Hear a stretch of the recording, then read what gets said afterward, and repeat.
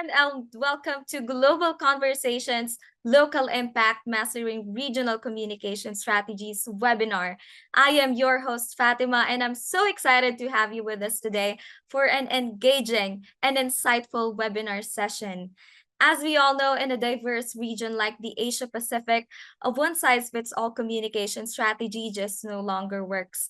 Now, consumers are always looking for something unique in how they engage with brands. So, to deep dive on this over the next hour, we will be joined by 4 industry leaders from Australia, Malaysia, and the Philippines to explore the most effective communication channels across APAC and discover strategies to maximize engagement, boost response rates, and optimize the customer experience within the mobile-first region. So I'm sure you're all very excited, but before that, let's hear it from our audience with a quick poll. So get ready to vote, guys. The question is, do you personally prefer content that reflects your local culture or language?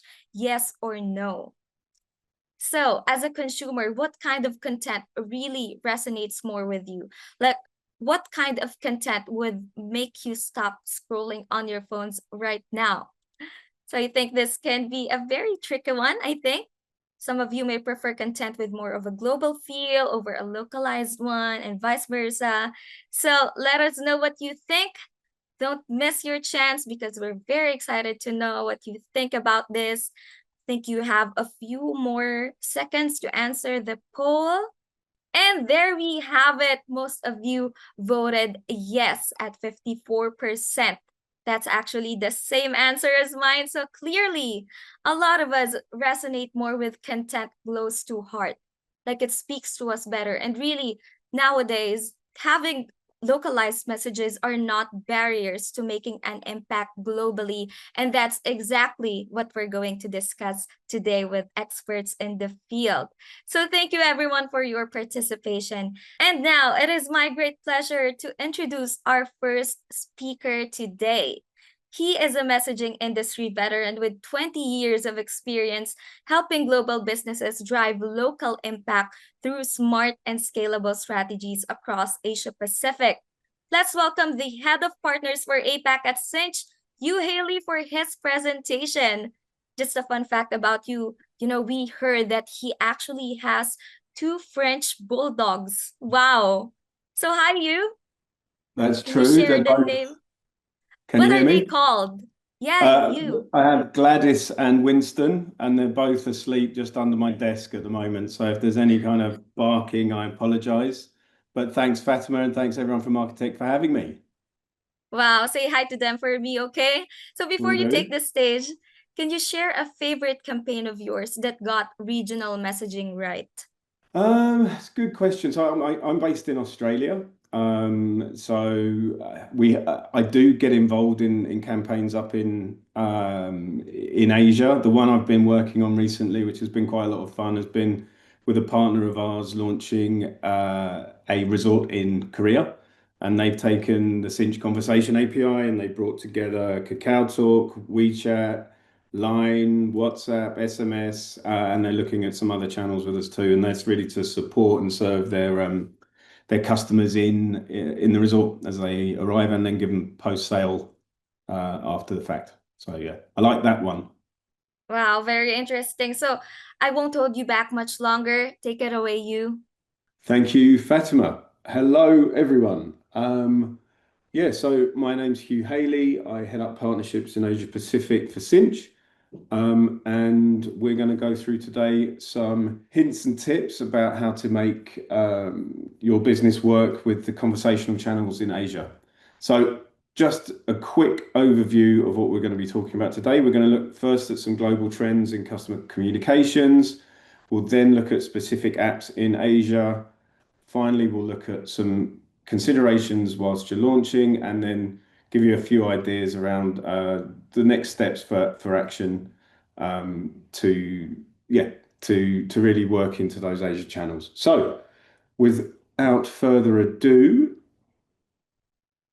cool. So I think we've probably all seen a transformation in our lifetimes of how businesses can communicate with us.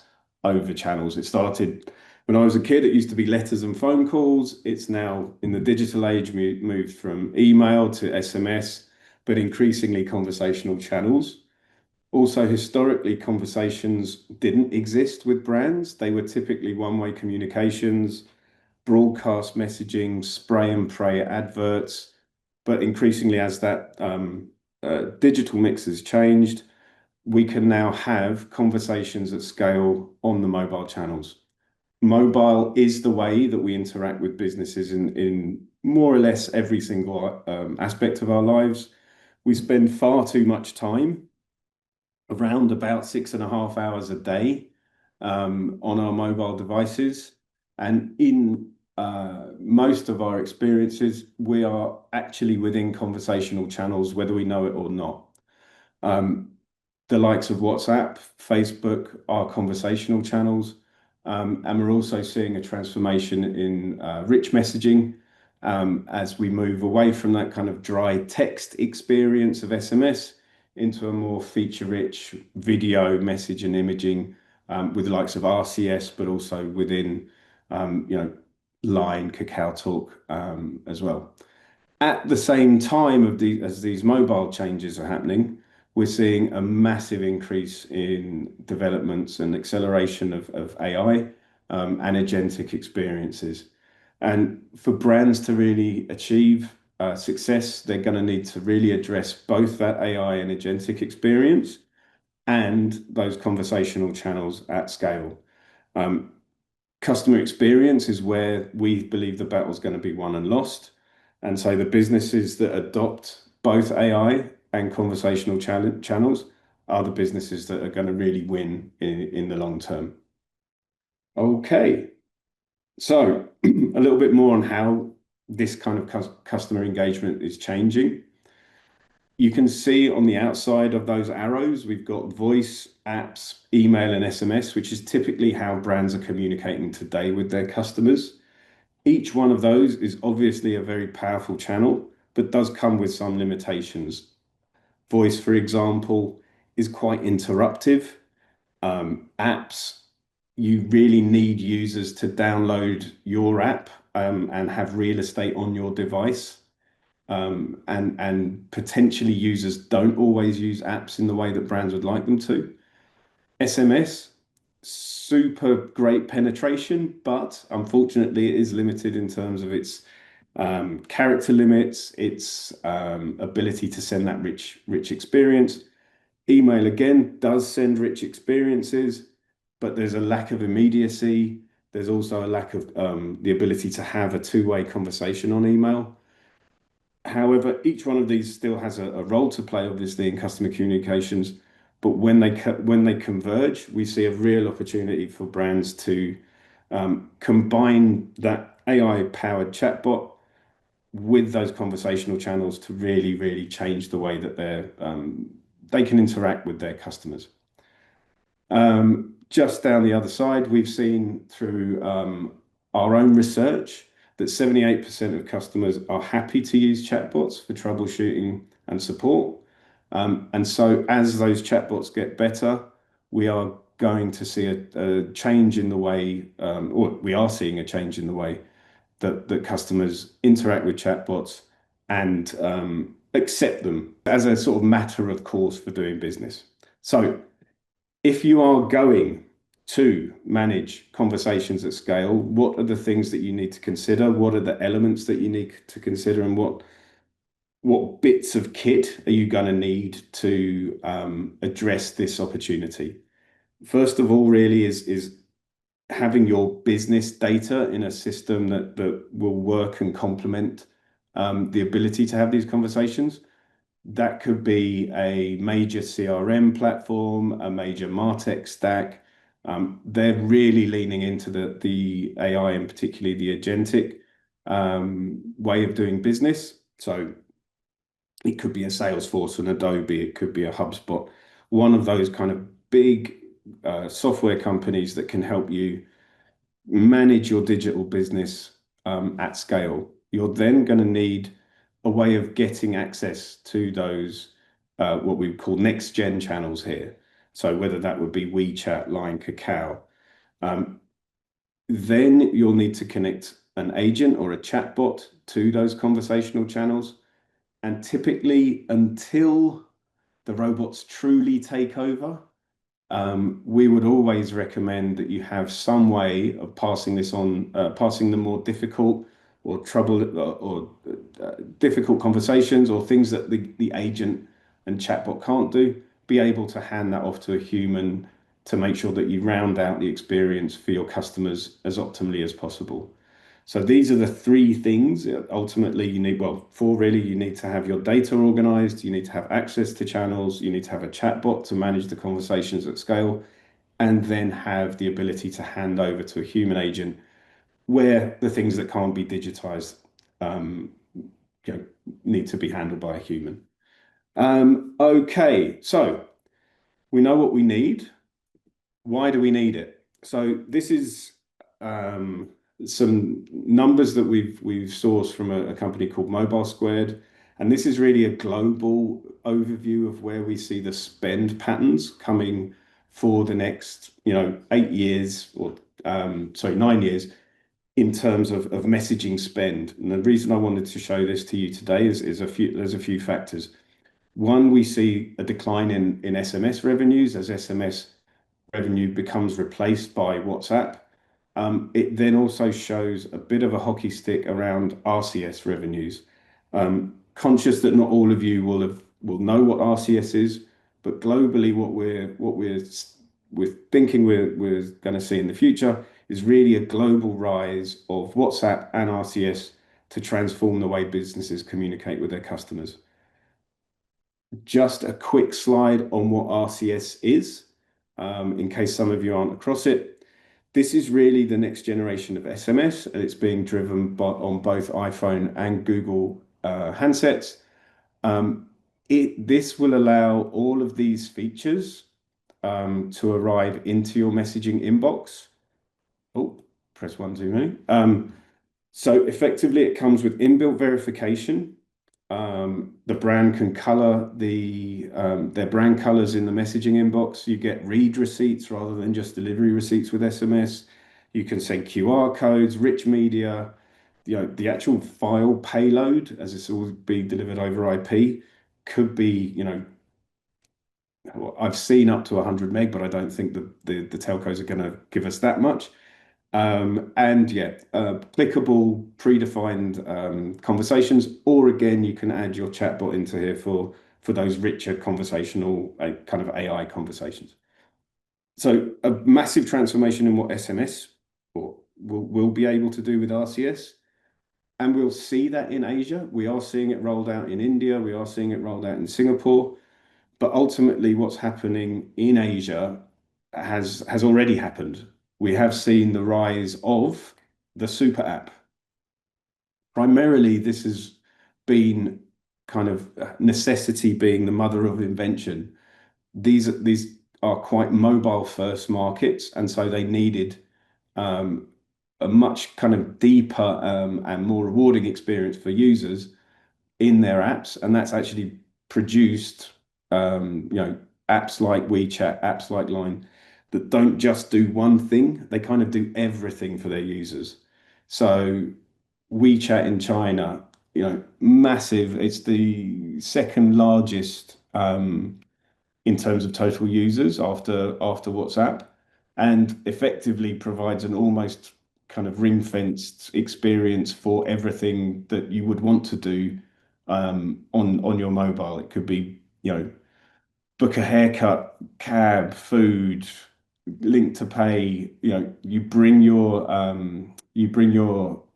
business up in WeChat, and then you would connect your chatbot and your conversational channel to manage, customer service, support, and care at scale.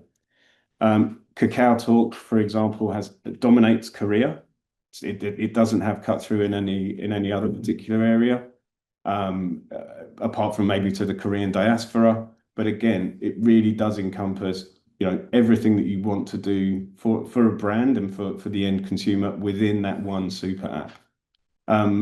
So as you can see, I won't go into too much detail in the slide, sort of bearing in mind times, but there really is, you know, you need to know where which country you're launching into and which app you should use as potentially the way to land into that country in the right way.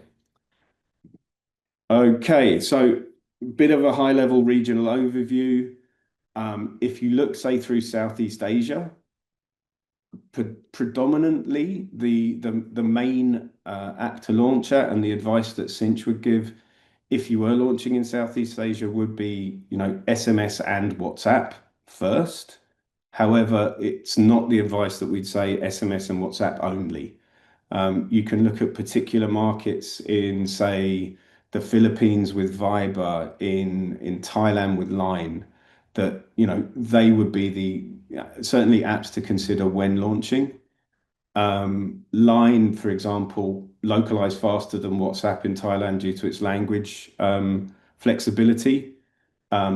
So, just launching WhatsApp is definitely a good move to make as a first step. But bear in mind that it might not be the only conversational channel that you need to launch to be successful in Southeast Asia.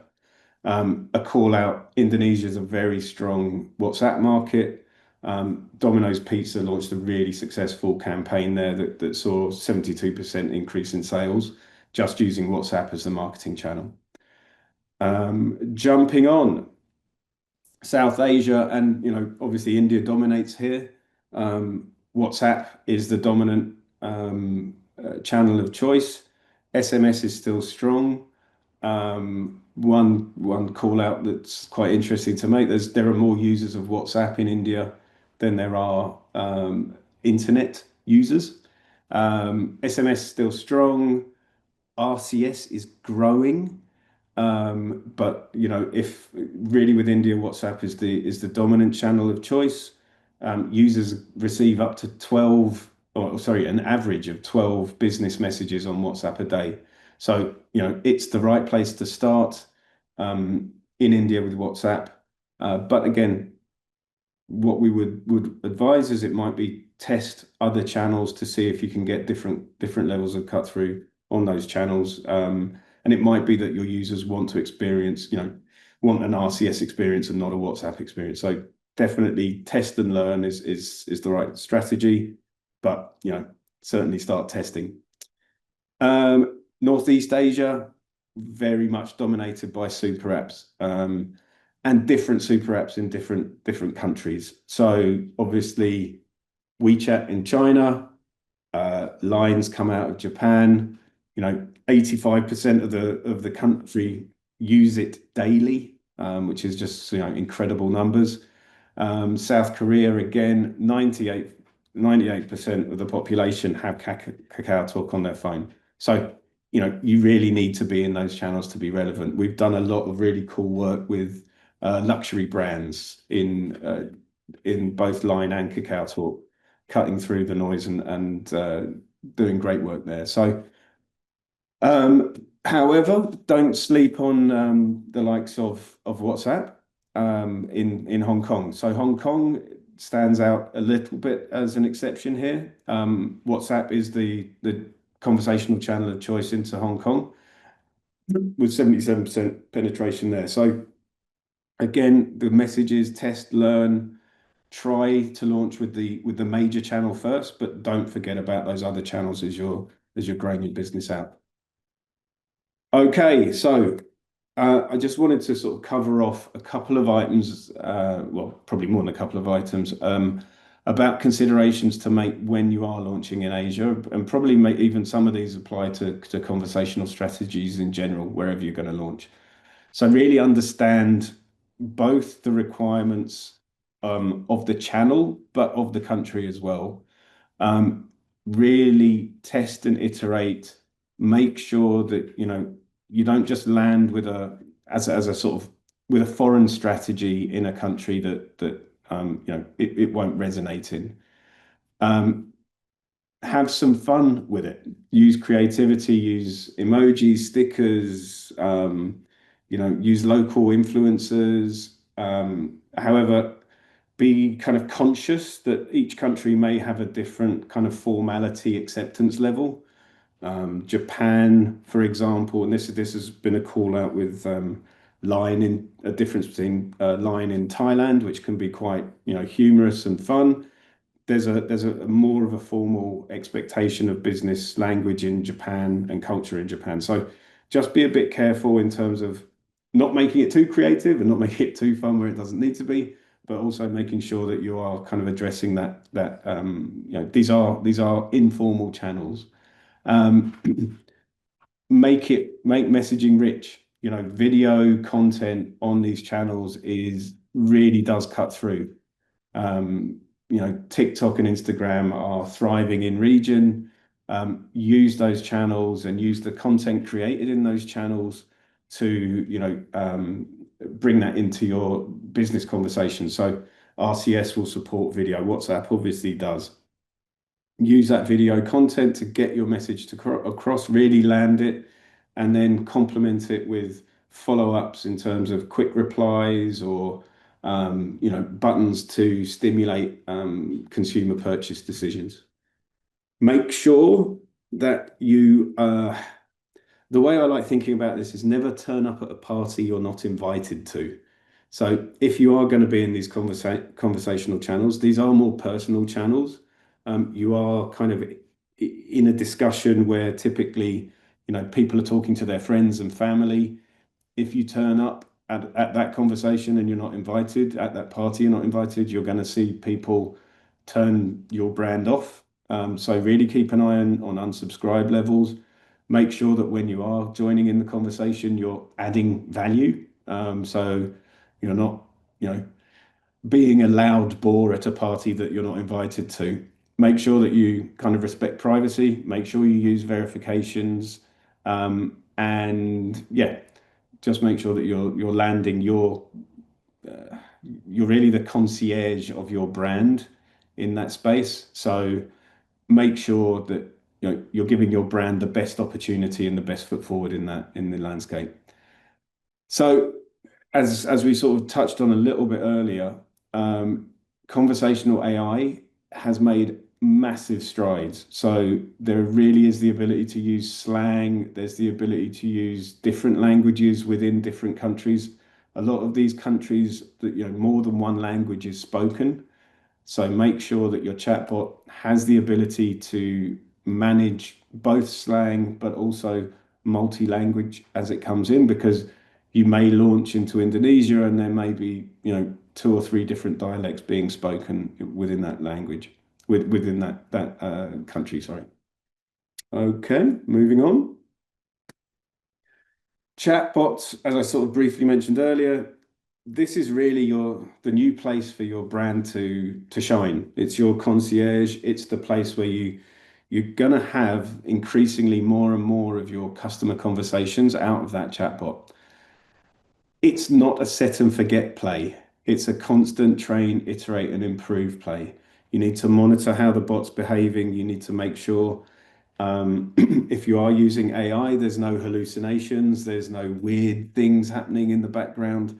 So whilst it's going to help us do a lot more, I think everyone, the message of AI in general at the moment is it's great, but we need to make sure that it's staying on its rails and it's behaving itself. Train, iterate, improve, and that's a constant message. We're seeing more and more consumers using chat before they make purchases. So make sure if they are in that purchase making decision phase, that it really is the best possible experience for them. Now, one thing here is we've kind of spoken about how we commit to a channel and how we work on a channel.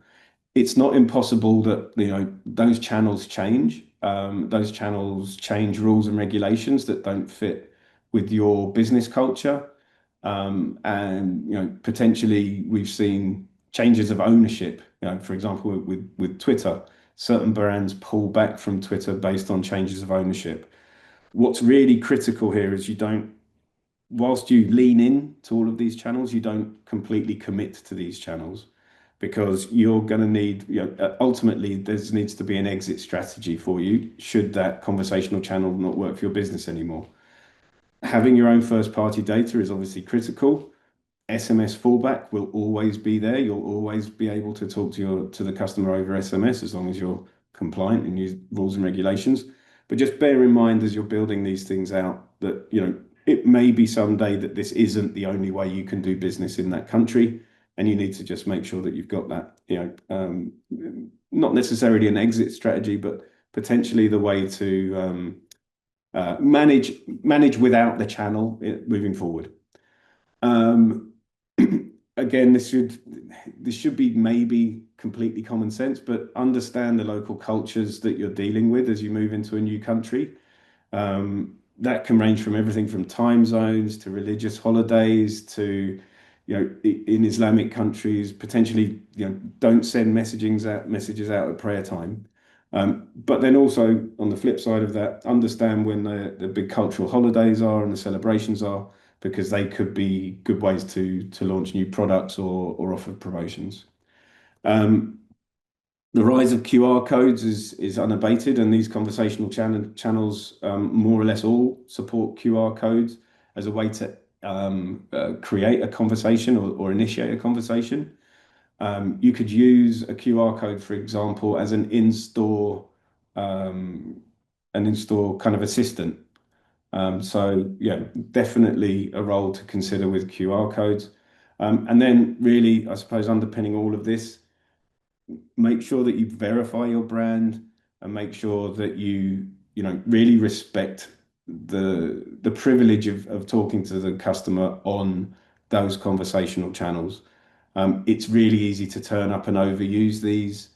You may see great returns by leaning into these channels. It's not necessarily something that you kind of need to double and triple down on. Um, One of the things we say at Sinch is send better messages. You don't need to send every message. So, okay. So just a couple of next steps and call outs for you guys. Basically, the first thing to do, and what we're seeing with a lot of brands is that they've got a really quite sort of complex and um, uh, messaging landscape within their organization. There may be silos that use messaging in one way and silos that are using it in another way. There isn't necessarily a holistic overview of how messaging is used in the business. The first thing to do would be understand how you are using messaging today, um, and kind of map that out. And then on top of that layer is understand how you're intending or how you are using AI today. Are you building multiple chatbots?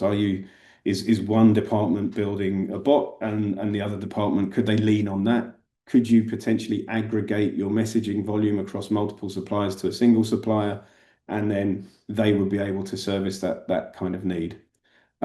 Also, quite often when we meet with people, they love the end state and they don't necessarily know how to get to that end state of, multilingual, multi-channel chatbot servicing, multiple markets.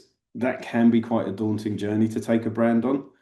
However, what we say is we just say we'll just start small, start with a single channel, start with a single market, identify the channel, identify the market, and it could even be identify, a campaign to test. Start with simple and then move on, and add more channels and more complexity as you feel comfortable as a brand and as you see it being relevant as a brand. And the next thing is brand owners don't need to solve all of this. There are companies that can help them solve this. There's a whole raft of implementers and digital agencies, and technology partners that can really help you drive massive results in the conversational channels. And Sinch can help, but we've certainly got a whole list of partners that work in the space, bringing those things out. So that's me for the day. I will share the deck. And yeah, if you've got any questions, please fire them to me in a chat, or happily take questions over email. Okay, thank you very much. All right. I learned a lot about RCS and messaging. Thanks for that, you. For our audience, if you have questions for you, feel free to drop them on the chat. And don't worry, you guys will get a copy of the presentation after the webinar. So again, thank you so much, you. So I want you to stay with me for this part of the program and ask our audience once again through a poll. Everyone get ready to vote again. The question is, what challenges do you most often face in regional communication? Is it cultural misalignment, language and translation issues, technology limitations, maybe it's lack of local insights, regulatory barriers, or others? So make sure to get your votes in. So Hugh, what do you think will be the majority of answers from our audience today? I maybe language and translation. All right, totally agree with you on that one. I'm guessing it's gonna be cultural misalignment. So let's see if everyone agrees with us on this. All right, so there we have it. Most of you answered lack of local insights. We did not predict that, right, you? So No. 63% voted lack of local insights and 47% voted language. So at least that was on the top two. All right, thank you guys for engaging on the poll. And now we move on to our much awaited panel discussion. So now that we've heard from you about some of the regional communication strategies for global success, let's turn our focus next on the future of customer communication in Asia. So let's introduce our expert panel for today alongside you. Please welcome Mei Ling Chan, Head of Brand and Marketing Services at CelcomDigi. Mei Ling is a marketing leader with over a decade of executive experience driving branding, digital innovation, and market-first strategies. She's so iconic in the marketing scene. She's even had a full campaign and shampoo launch for her birthday called May Teen. Wow. And let's also welcome Angeline Angeles, Marketing Director at GoTyme Bank. Jelly is a seasoned digital marketer with 10 years of experience growing brands across the Philippines and Southeast Asia, including award-winning campaigns. You know, one fun fact about Jelly is that she is an avid rock climber. Wow. Now you've inspired me to try that someday, Jelly. And last but not the least, let's give a warm welcome to Alia Ramlan, Head of Social at Unifi. Alia is a social media and digital marketing expert with over 15 years of experience in the telco industry, currently leading TM Group of Brands' social ecosystem through creativity, insight, and customer centricity. So I'll have to ask Alia real time. Alia, what fun fact can you share about yourself? Okay, I don't know whether it's fun or not, but I write in my free time. Wow, same Alia. All right, so hello Mei Ling, Jelly, and Alia. How are you? Yeah, I'm good, thanks. How are you? All right, great to hear that. You know, I've already asked you this question a while ago, and now I want to ask all three of you. Can you share a favorite campaign that got regional messaging right? Maybe let's start with you, Mei Ling. Yeah, hi, Fatima. Thanks for that. I think when you asked this question, I was thinking really hard what brand has done regional messaging right, and to also do this content. How did that brand really help to localize it to the local culture? I think one brand I can think of, also personally work with the business, is KFC. The brand mantra that they have globally is unapologetically confident. That is the mantra of Colonel Sanders. And if you look at even though KFC out of Young Brands has a lot of guidelines when it comes to tonality, the color and look, but if you look at each of the individual campaign, whether they're from APAC, Asia or China or different parts of the world, it actually takes on the local culture and insights on how they launched what they call the limited trial offers. I would say, I think from a messaging point of view, from really a pure traditional brand point of view, I think KFC is probably one of the strongest in the world that allows the local cultures to take on a bit of a spin off what they mean for the brand locally. And I've seen Chippendale's KFC Colonel Sanders before in certain countries, like I think in the Spanish countries. So I think that's quite interesting on how a global brand can actually take a lot of local insights and culture and do wonderful campaigns regionally. Yeah, that would be one of my best examples. Yeah. Right, I agree with you on that, Mei Ling. I've also seen some of KFC's regionalized or localized campaigns. How about you, Jelly? So I changed my answer for a bit, Fatima.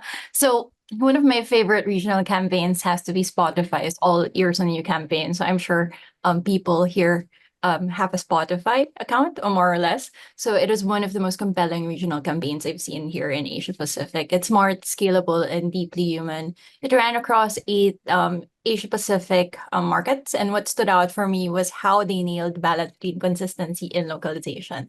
So, like in the Philippines, they actually brought in a very popular Philippine pop group. So it's called SB19, which really resonated with the market. While in Vietnam, they tapped into hip hop culture. But here's what made it next level: the way they used AI and data to personalize the experience. So that's very important for me. And as an avid Spotify user, I saw how Spotify's algorithm wasn't just about pushing songs. It was shaping the storytelling. So you can really see it in the experience in the app. So they used real listening data to craft hyper specific lines like you listen to 137 hours of K-pop while stuck in EDSA traffic, which is one of our major thoroughfares, and you can stay there for 3 hours just to get from one point to another. So that's how bad the traffic here in Manila is. And that's just not targeting, that's emotional relevance, and it makes people feel seen. And when you combine that with strong creative, platform native content and strategic influencer partnerships, you've got a campaign that didn't just show up everywhere, it actually connected. So they have been quite consistent in this. So it's not just a campaign that you're seeing in all of the channels, advertising channels, but also within the app. And that for me is very, very powerful because you have a first-hand experience of the campaigns in the product. And yeah, so it worked. Brand recall went up, engagement spiked, and most importantly, it felt very human, even though AI was quietly doing all of the heavy lifting underneath. So I hope that helped. Wow, thank you so much, Jelly. As a Spotify user myself from the Philippines, also love that strategy. How about for you, Alia? I think my answer is like very regional. So we in Malaysia we have this coffee brand named Zeus. So it's a local brand. So recently they've like activated a campaign where they latch on a regional common interest for Malaysia, which is like a legendary singer lah, M Nasir. So everyone in Malaysia knows M Nasir. So what they did was like they said like Zeus coffee is M Nasir's favorite. So that is relatable to everyone. So why I like the way they approach is because as a local brand, it's very hard for them to rise above the noise and gain the market share on social against other global coffee brands out there. Oh, yeah, there's Zeus in Manila. Yeah, okay. So someone is familiar with the brand. So yeah, so from a social lens, I think it has that cloud for it to travel on social. It's very cultural appropriate because everyone knows M Nasir in Malaysia. So it's very relevant. So for a brand to live on social especially, they need to maintain, to stay relevant and to ignite that engagement from their campaign. So that's what I like about the campaign so much. But then it opens to other brands to transact them. So another local brand, Wanda Coffee, they actually hire the actual singer to be the face of the coffee. So they got the actual M Nasir to support their coffee. So it's a fun thing for me to watch on the side while managing my customer interactions on Unifi side while drinking their coffee. So it's a win-win. I drank both Zeus and Wanda. So yeah. All right, very interesting. I can imagine all of us searching for those campaigns right after this webinar. So thank you for sharing, guys. Now let's get right into the discussion. So Jelly, given GoTyme's rapid growth, how do you prioritize which customer needs to address first? Do you prioritize core banking or lifestyle integrations often seen in super apps? It's a very good question. So honestly, nobody cares about, let's say, any discounts that you give them if their salary or let's say their savings didn't land on their transfer and if it's stuck, right? So we build trust first. So we focus on core banking products first before we go into all of the additional, let's say, features that banks or let's say the super apps may have. So all the exciting stuff that's like icing on top for us. So at GoTyme, we sweat what we call the beautiful basics. So actually, that's actually all aligned with also our campaign, which is banking made beautiful, right? So what is beautiful basics? It's all about making sure that they have a seamless onboarding experience. So in fact, in just 5 minutes, you can open an account. And then you can actually get a free debit card. And you don't have to bother yourself by going to a bank branch because we are a digital bank. You can just go to a supermarket or any partner stores that we have. And we have a kiosk there where you can print a card in just a couple of minutes and it's free. A Visa debit card at that. We also give goal-based savings with additional features that allows you to help your budgeting and also your financial goals and so on. So we provide instant transfers and of course an ironclad fraud shield. So that's very, very important for us. So we really focus on the basics of banking. And once we have that trust, and once that works every single time, then we bolt on the fun. Then we bolt onto the fun stuff, right? So cash back on groceries, which we have all of the. So we have Go Rewards, which is a partner of us. So it's a loyalty program. So we actually provide points to any transactions that a customer will do with us. So may it be with their groceries, if they do international travel, buy online things and so on. So we provide a very rewarding experience as they shop. And we also provide additional other deals such as for travel, shopping promos, and the normal promos that banks will do. And sticking to that sequence is how we earn the trust of about 6.5 million customers in under 3 years.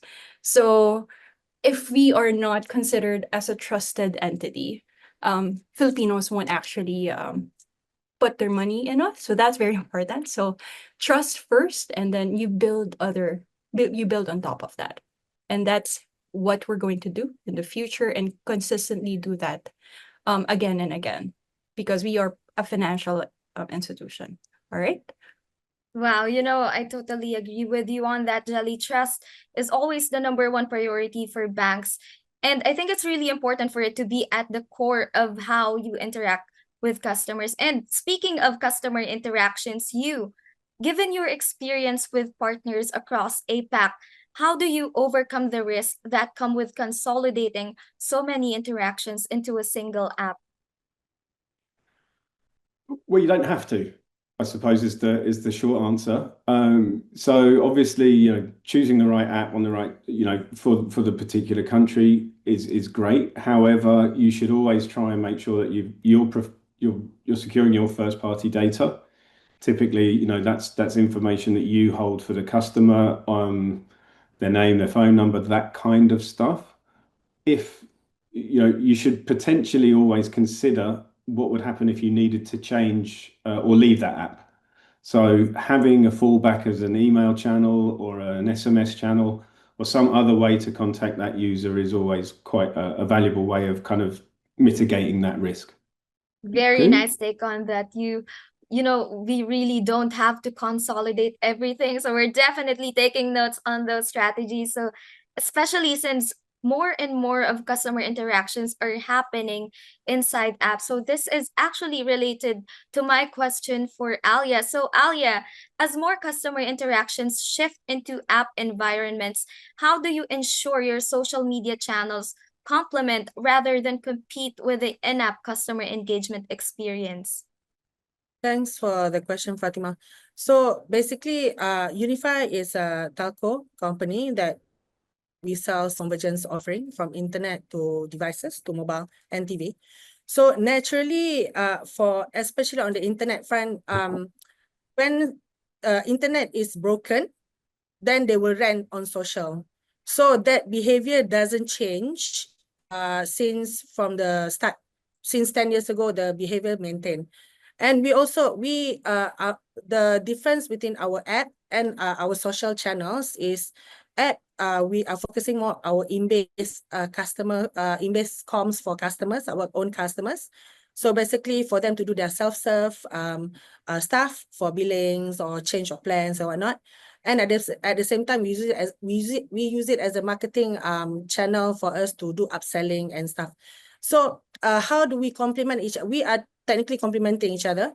So there are always complaints on social about our services. So that one we are taking it on as a feedback loop. So sometimes about the service, sometimes it's about the experience. So the way we complement social, we are talking to both in-base and out-base customers. So it's not a competition, but rather we complement by, if we have some complaints in regards to the app experience, we channel it back internally as a feedback loop. And then if the app team requires for us to do some mass comms to educate customers on how they can use or utilize the app more utilize the app for more things. So that's why we push the comms up back out for education on the app. Interaction in app is mostly transactional, meaning for upselling and any problems with the journey within the app. So while social caters for all complaints, all rants on social about the services. So we are living in one engine, basically. Yeah. Right. We always need to know customer behavior and their needs. So thank you, Alia. And just delving more into this shift to app environments, Mei Ling, from a brand building standpoint, how does the shift towards super apps reshape your approach to marketing and audience connection? I think the buzzword is hyper-personalization. I think today's world, post-pandemic, in most of the apps you see, a lot of the features are built to serve the customer in their own customized view. But the thing, as a telco, we sit on 20 million base of customers. We kind of know what's their calls, what's their behavior, what's their online behavior. So how do we build brands? I think Hugh mentioned in his earlier slide of how do we become the digital concierge for the customer? So a lot of it is data mining, understanding understanding what are the customers' interaction with us on our base on internet services, what are the customer signals that's able for us to serve the next best offer. And that really, I think, moving forward, how does that influence brand building? There's a lot of predictive models. I think today with technology, we are able to do a lot of predictive modeling on how the customer will behave on probably certain parts or duration of contract, and how are we able to serve the customer a bit better. And a lot of our business, we're a telco, we sell a lot of network-related solutions. Your internet has to work. So if we can predict something and make sure that the customer doesn't go through any form of downtime, I think that will be an optimal solution. And for many years also, we talk a lot about first and third party data integration. And today, I think it's more and more present. Like if you serve something and you're interested in something, immediately you get retargeted and offer. I think that's in pure personalization and customization. If I were to travel, before I were to travel, and I'm on a site that I'm about to book an Airbnb, pure customization or how personalization will be serving you a roaming offer right before you travel. So I think that's where we will build a brand. I think for us is really sitting a lot on customer data set. Together like Alia's business also, we sit a lot on customers' data. How do we then use the data correctly, and also in terms of confidentiality, because it's very big for us in protecting customer data, but serving the right offer at the right time, being the digital concierge based on the data that we have, and also with all the nuances and also the signals that we have to make sure that's how we build a more relevant brand to the customers, and how we envision the business for now actually and for future. Yeah, that's how I view that in building brands. Definitely, Mei Ling. I think we have to really consider reshaping our approach, like what you said about hyper personalization and customization, especially since apps have really changed how customers connect with brands, making engagement more immediate and accessible. Now, AI and automation are taking that a step further, reshaping these interactions to be more intelligent, efficient, and tailored to individual needs. So, Jelly, can you walk us through any AI or automation strategies that have worked well in terms of improving customer interactions at GoTyme? Sure.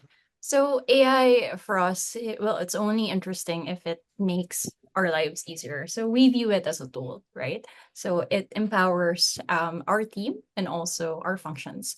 Um, so here are just some 5 places where it's really making an impact in our organization. So the first thing, so as to what Ling shared, it's all about personalization. So one of the things where we use it for is journey building. So the goal is for us to rewire campaigns on a fly-based on what you just did in app. So it's based on your so we do predictive modeling for this, and also what is the next best action. So we try to tailor fit it based on the segments that we have identified on it. So one of the most crucial impact, and let's say the things that we have experienced so far, is how the build time for creating these flows has collapsed and from just 4 weeks to an hour. So just imagine that, right? It really increased the efficiency of the team. And this actually allowed us to create more flows, more journeys, personalized journeys to our customers, and increase conversions to around 37%. So that's how impactful it can be. So the other one would be churn reader. So every night, a model scans the entire customer base for people who are ready to leave, right? So this is some of the things that we're still building at the moment. So the goal is for us to eventually create segments that is most likely to churn, and give them certain incentive programs, or let's say certain flows or journeys or any proposition that will keep them. So if in case it's not enough, then we can go further by maybe calling them through our customer service hotline and giving them more and more incentives. So that's the goal, right? The third one would be, of course, since security is very important for us, or for fraud shields, right? So we try to stream any anomaly that we detect, and we block it as soon as possible. So with all of the scams happening, not only in the Philippines, but also in Southeast Asia. So it's very important for us to be very proactive in this field. So for any suspicious transfers, the goal is for us to have 0 hits, right? And to be preventive versus reactive. So that's the goal for the bank. And we also embed this in our CX or our customer service function. So this is more operational in nature. So we have chatbots. But chatbots, so our principle is for every time you call a customer, our customer hotline, a human answers it versus you answering to a chatbot. But the agents that we have in-house actually use the chatbot, or let's say we have certain tools for them to help them answer or effectively answer any customer complaints. And so the goal is efficiency. So our human agents can jump straight to the fix versus them going through the normal process of how banks normally do it, wherein it takes about maybe 2 hours for you just to finish a complaint and so on. And lastly, creative. So that's very interesting. So it is quite controversial for us because there are a lot of creatives who have to embrace, and sometimes they are a bit principled in that manner. So embedding AI tooling in the workflow of the creatives is very important because this allows us to scale fast. So instead of you focusing on the day-to-day tasks, or let's say the manual tasks, you can just focus on the more important tasks, which is all about ideation, all about, let's say, building let's say the brand or the strategy versus you doing the menial work. So for example, in digital media, you have to create 50 cascades a particular ad. So it's not replacing humans. It's about speeding up the work that AI can do. So it's very, very clear for us that we use only AI to enable the people in our team to do the things faster, much more effectively, and also to allow us to scale faster, because our ambitions is not only in the Philippines. So we do have international ambitions. And for us to scale internationally, we have to be fast, and we have to embed AI tooling in our system as early as now, right? Wow, you know, it's very impressive how quickly you've adapted to emerging technologies. And with these innovations and new technologies, I would like to know, how has customer interactions changed since the latest innovations in AI and automation? And what success stories can you share for brands' customer experience?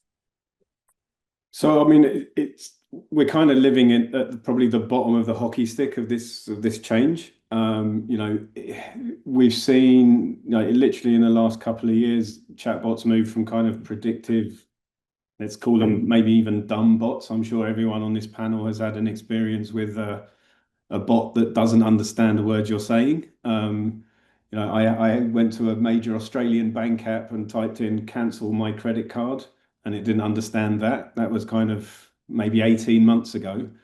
And now we're moving through to, I mean, my most recent AI experience has actually been using ChatGPT to get one of my dogs healthy again, which was kind of completely transformational from just a personal perspective.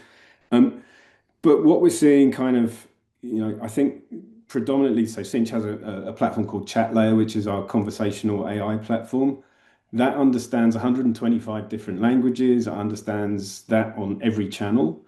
So those the kind of things that we're seeing that do is anything from help travelers in Europe understand you know, certain things from a sort of tourism perspective, through to rental bikes being returned, through to, we've just launched a big campaign with a chatbot with a Brazilian TV station. So we're seeing all of these things, and I think maybe the process of change is so fast that unless kind of brands are actively adopting this, and it's great to see that the panel are, it's almost the case that if you're not, your competition will be. And there, you know, we really do need almost to make sure that we secure the brand's future, to make sure that we're leaning into conversational AI and the changes, because, you know, the technology is getting exponentially better, and probably by the end of the year will be even better again. Right. Everything from our banks to our dog's health is being transformed by AI. And speaking of latest innovations and how they transform operations, Alia, has AI improved how Unifi performs social listening or sentiment analysis? And what insights have been most valuable in guiding your content strategies? Thank you, Fatima. So I can see the progress before AI and current. So we go back 10 years back. So for my team to do analytics, it takes more than one person to download the CSV, you know, do the messaging and do their own analysis or whatnot. So currently I only have a one-man team that's managing my social tool, because I think most nowadays, like every listening tool, they come with an LLM module for AI. So it helps greatly with our listening and then our analytics. And the most critical things that we listen is for predictive analysis that we monitor for potential crisis, because being a, you know, utilities company and all. So, and at the same time, we can know what other competitors are doing. Thanks for that. We know what Mei-Ling from CD is doing on their campaigns. I think she can also see the same on our side. So thanks to the AI predictive and also LLM module that the tool gives. So for now, currently we are truly embracing AI, but purely on a optimization purposes. Aside from listening, we use it for customer engagement and interaction. So we are using it on how are we interacting with customers on a positive manner. So because it helps with our sentiment at the end of the day, and also for output. Creative outputs for optimization. It still needs human intervention for both listening and generative and predictive. But yeah, it helps greatly with our work manpower optimization mostly, and productivity. So yeah, from a 3-man team doing analytics manually with their labeler to a 1-man team handling the tool by himself. And then we can just pull out data whenever we want. Yeah. Wow, sounds very interesting. Thank you so much, Alia. You know, with AI and automation, I think it's crucial to look ahead and understand how emerging communication trends, especially in dynamic markets like Asia, will shape the future of engagement. So, Mei Ling, as customer expectations for real-time, consistent experiences grow across platforms, do you think brands will move toward more seamless handoffs between marketing and customer support communication? And what might that look like in practice? Thanks for that question, Fatima. I think it's already definitely happening today. Most organizations probably deploy omni-channel platforms. I think in omni-channel platforms is how we integrate really our customer signals together with a front-end publisher. Today, I think in telecommunications, for example, if you go to a web or our app, there's definitely a self-help button. And in that self-help button, the experience that we currently have is first is using data in understanding where the customer is at. And the first interaction with the customer is usually done through a bot. And the bot is AI trained, and there's a lot, I mean, it's easy to say to deploy a bot, but to train the bot, I think it takes months of knowledge learning, understanding all the user journeys, use cases before the bot is optimal enough to do resolution. Today, a lot of the telcos, I think around the world, I think even in Southeast Asia, has deployed a lot of omni-channel solution. And the first interaction is probably with a bot, a chatbot. But the only complexity about telco is our use cases of user stories are a bit complex because a lot of it has to do with your billing issue, is probably a legacy plan. So how do we then resolve it immediately? More often than not, once we are unable to resolve, there is still a customer at the back that answers it. We're moving forward more and more towards embracing the technology, but the biggest challenge is really to train the automation on how they are able to resolve the solution in entirety. I think today, telecommunications, again, we need a lot of personal information from the customer. So the electronic eKYC, for example, those are very sensitive data, and it needs to, like Jelly said, in her world, it has to be trusted. In our world, similarly, customer data is confidential. It has to be trusted with us. So the way we retrieve the data also is very important. The way we store it and the way we ensure that it's fully protected is very important for us. So even though we say we want to deploy omnichannel, but how we invest into the right tooling, how we get the right data signals, how we invest in firewalls to protect our customer data is very important for us before we can deploy a lot more of the solutions in deploying generative AI, using predictive model to actually answer the customers in their day-to-day needs. We definitely, as an industry, have moved there. I think today is really the customer interaction with us. It will start a lot with tech first, then only leaving back to human. I think that's where we see the industry moving in that sense. Yeah. Right. I love what you said about omnichannel being the reality nowadays. And speaking of customer expectations as well, Jelly, as someone leading marketing in a rapidly evolving region, how do you stay ahead of shifting communication preferences in Southeast Asia? So for us, so we have to keep pace with the changes, especially in digital, right? So people's attention span are getting shorter and shorter by the day and by the minute, right? So in fact, in Filipinos alone rack up around 3.5 hours a day just on social media. And one of the things that I recently found out is TikTok's ad shelf life. So barely 2 weeks. So that's how short the attention span is. So we manage our channels more of like a stock portfolio, and also we swap our creatives like a Lego brick. So it's all about test and learn for us.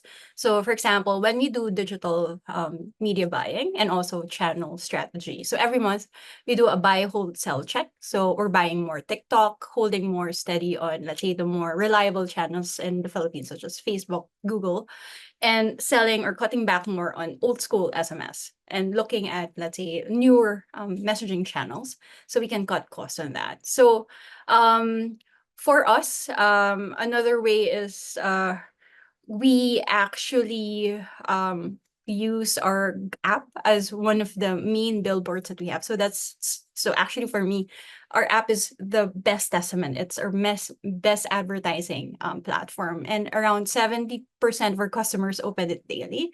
So having dynamic in-app banners and push messages become a zero cost ad space that's one tap away from action. So it's very crucial for you to focus on maximizing your product and looking at opportunities where you can communicate within your product as well, similar to how the e-commerce players are doing it. So another way for us is to get ahead with when it comes to creative, so having a modular creative viewpoint. So for example, we have one proposition, we have 5 hooks of it and 3 call to actions. So if a new sound or meme explodes overnight, the goal for us is to pivot even immediately, and we just create a new fresh creative and then we build the entire app. So in fact, in GoTyme, we have our own studios, and it allows us to do things very, very dynamically. So when I say studios, we have our own production team. We also have our own videographers and so on. So we can actually pivot quite easily and ride on trends. We also have creators on call. So what that means is social listening is very important for us. So we actually have, let's say, like a repository of all of the alerts that we're getting from our social listening tools. And then the goal is for us to mine insights there and then create content from there. And so at least it's very dynamic in terms of how we react to the market. But the most important thing is we never forget the foundation, right? So which is a smooth customer experience. So that is very important. So if, let's say, the product fails, it's all of the things that we've done, all of the things that I've listed, it won't really matter anymore. So we focus on ensuring that we have a very good product experience, and we provide a very good product experience to our customers. And we communicate more and more and build delight then and amplify it. So that's our goal, and that is our principle. All right, thank you for that, Jelly. I'm sure a lot of our audience will be inspired by those strategies. So with that, thank you so much for extending your time with us for a bit, everyone. Our speakers have answered or are still answering your questions in the Q&A chat box. So take note of those. So thank you so much, Mei Ling, Jelly, you, and Alia. That was an incredibly engaging and insightful conversation. And of course, thank you everyone for joining us today for Global Conversations, Local Impact, Mastering Regional Communication Strategies webinar. Of course, a huge thank you to Sinch, who partnered with us in making this webinar possible. Thank you again for joining us, and we look forward to seeing you at our next event. I am your host, Fatima. Catch you in our next webinar.